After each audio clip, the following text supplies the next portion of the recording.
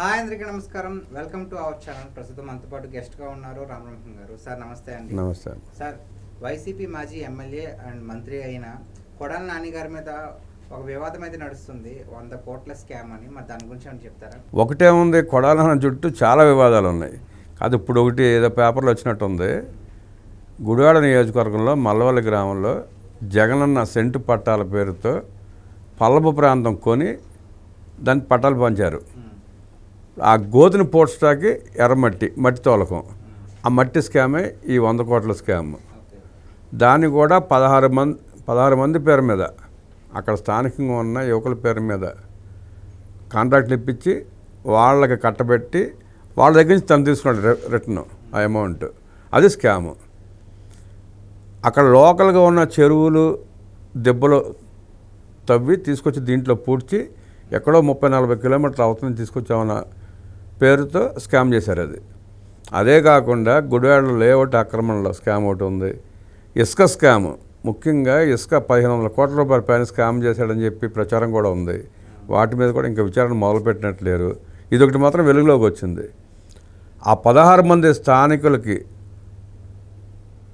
Contract ఇప్పించి వాళ్ళ దగ్గర నుంచి తను రిటర్న్ తీసుకుని దోసుకున్న వైనం అది కూడా వాళ్ళ 16 మందికి ఏం తెలియదు. వాస్తవంగా వాళ్ళకి ఎట్లా ఏంటి ఎలా వచ్చినాయి అనేది తెలియదు. అదే స్కామ్లాగా స్క్రిప్టెడ్ స్కామ్లా చేశాడు దాన్ని.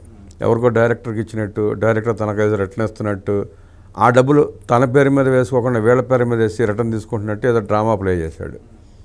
దాని మీద ఇప్పుడు నోటీసులు వచ్చినాయి వాళ్ళకి. ఆ 16 మందికి ఇన్కమ్ ట్యాక్స్లో నోటీసులు పంపించారు. ఈ కోర్టులు ఏంటి, ట్రాన్సాక్షన్లు ఏంటి, అసలు మీదేంటి, 2 వాయిదాలకు రమ్మంటే వాళ్ళు వెళ్ళి మొత్తుకోవడం జరిగింది. ఏంద్ర బాబు, మా పేరు మీద నోటీసులు వచ్చినాయి, ఆ డబ్బులను నువ్వే తీసుకున్నావు కదా, నువ్వే సమాధానం చెప్పి నువ్వే కట్టాలని చెప్పి అడిగిన నేపథ్యంలో కొడాలని నాకేం సంబంధం లేదు, కావాలంటే మీరు ఏం చేసుకుంటారు చెప్పుకోండి, లేదంటే మీరు మరణించినట్టు సర్టిఫికేట్లు ఇస్తాను, అవి తీసుకెళ్ళి పంపించుకోండి వాళ్ళకి, మీరు పారిపోండి ఎక్కడి నుంచి చెప్పి సలహా ఇచ్చాడని చెప్పి తెలిసింది. అలాంటి తప్పుడు పనులు చాలా చేశాడు అతను. ఆ ఇన్కమ్ ట్యాక్స్ వాళ్ళకి వీళ్ళు ఏం సమాధానం చెప్పాలి? పనులు చేసాం, మా పేరు మీద బిల్లులు వచ్చినాయి, డబ్బులు వచ్చినాయి, ఆ డబ్బులు మళ్ళీ వెనక కొడాలి నానికి ఇచ్చాం, అంతే కదా చెప్పాల్సింది. అట్లా కాకుండా వీళ్ళు ఇలా వక్ర మార్గాల్లో వచ్చినాయని చెప్పలేక తెలియక వాళ్ళకి కొడాలి నాని ఏదో సినిమా పేరు చెప్పి, డైరెక్టర్ పేరు చెప్పి అకౌంట్లు వేసామని ఇవన్నీ బయట పెట్టేటప్పటికి ఆ స్కామ్ బయటకు వచ్చింది. దాని మీద విచారణ జరుగుతుంది. మరి అరెస్ట్ ఎప్పుడు చేస్తారనేది చూడాలి. కొడాలి నాని మంత్రిగా చేసిన ఆ పీరియడ్లో దాదాపు 5-6 వేల కోట్ల రూపాయల స్కాములు చేశాడు. సన్న బియ్యం పేరుతో సంచులు అన్నాడు 700 కోట్లు. ఆ సన్న బియ్యం ఏమైనా తెలియదు, సంచులు ఏమైనా తెలియదు. సుమారు 750 కోట్ల రూపాయలు చేశాడు. అదొక స్కామ్ ఉంది.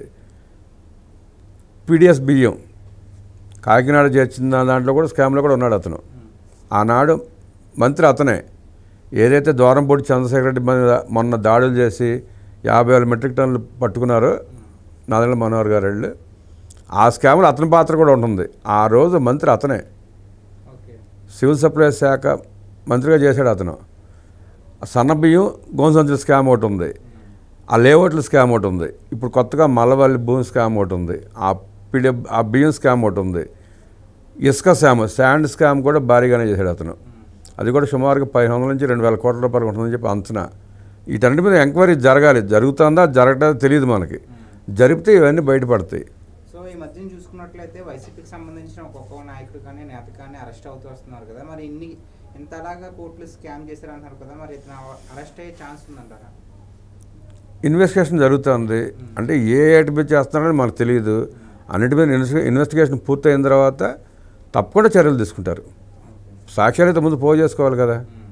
సాక్ష్యాలను రెడీ చేసుకుని డాక్యుమెంట్ ఎవిడెన్స్ తీసుకున్న తర్వాత అరెస్ట్ చేస్తారు. తప్పకుండా అరెస్ట్ అవుతాడు. సో కొడాలి నాని గారు ఒకప్పుడు బాగా అగ్రెసివ్గా మాట్లాడేవారు కదా. సో ఈ మధ్యన చూసుకున్నట్లే కాస్త తగ్గారు చెప్పుకున్నట్లయితే. దానికి మీరేమంటారు? అప్పుడు బలుపు, ఆ వాపును చూసి బలుపు అనుకున్నాడు. ఇప్పుడు కొవ్వు దిగింది. ఇప్పుడు ఏమి మాట్లాడితే ఏం చేస్తారో తెలుసు కదా. నోరెత్తి ఎందుకు ఊరుకుంటారు? అప్పుడంటే అధికారంలో ఉన్నాడు, మంత్రిగా పనిచేశాడు కాబట్టి నోటికి వచ్చినట్టు మాట్లాడాడు. ఇప్పుడు అవకాశం లేదు కదా. అధికారంలో లేడు, పదవి లేదు, వెనకాల 10 మంది లేరు, అందరూ అసహించుకుంటున్నారు. నేను మాట్లాడినా వెనకాల వచ్చేవాడు ఎవడు లేడు. ఇప్పుడు ఈ ప్రభుత్వం ఏం చర్యలు తీసుకున్నా చూద్దాం. ఈ స్కామ్లన్నీ బయటపడిన తర్వాత, విచారణ జరిగిన తర్వాత పక్కగా అరెస్ట్ జరుగుతుంది. అప్పుడు ఎలా స్పందిస్తాడో చూద్దాం.